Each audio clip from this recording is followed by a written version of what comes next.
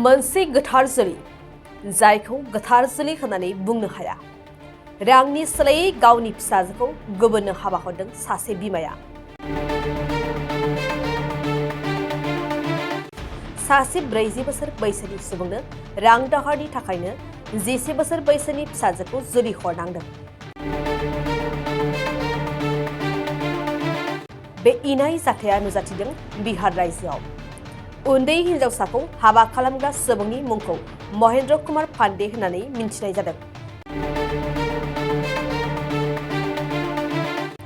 सुलुंनि बादिब्ला महेन्द्र कुमार पांडेनिफ्राय रां दाहार लादोंमोन हिनजावसानि नखरा।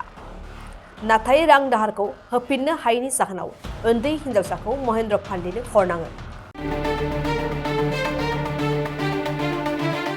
बबेखानि रांनि सोलायै फिसाजोखौ हरनाङो गोरिब नखरा। हिनजावसानि नखरा फोरमायनाय बादिब्ला दाहार लानाय रांखौ हरफिननो सम बिदोंमोन। नाथाय रांखौ हरनो हायैयाव महेन्द्र कुमार पांडेया उन्दै हिनजावसाखौ हाबा खालामना लानानै थाङो। गुबुन फारसेथिं रांनि सोलायै 10 बोसोर बैसोनि हिनजावसाखौ जुलि खालामग्रा महेन्द्र कुमार पांडेखौ पुलिसआ हमबाय होननानै जायगानि सुलुङा फोरमायदों।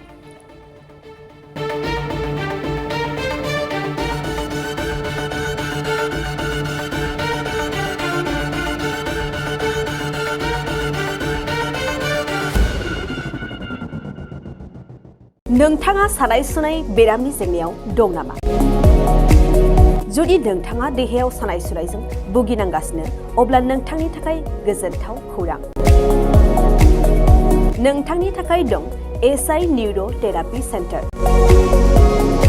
बे थेरापि सेन्टाराव नोंथाङा गोरलैयैनो सानाय सुनाय बेरामखौ फाहामथाय लानो हागोन। ট্ৰিটমেণ্ট পাইছোঁ লগে লগে মোৰ মানে শৰীৰটো মানে একদম ফ্ৰী হৈ গৈছে। খোজ কঢ়াত খুব অসুবিধা আছিলে। ছাইডটো মোৰ একেবাৰে মানে বহুত বেয়া আছিলে, মানে খোজকাঢ়িব মানে ভালকৈ পৰা নাছিলোঁ। ইয়াত মোটামুটি 3 দিন আহিয়ে মই ভালকৈ খোজকাঢ়িব পৰা হৈছোঁ।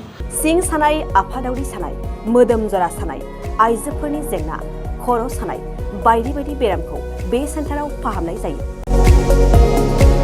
एसआइ निउर' थेरापि सेन्टारा चिरांनि बेंटल सापागुरियाव दं। बे सेन्टाराव थानानैबो फाहामथाय लानो हानायनि सुबिदा दं।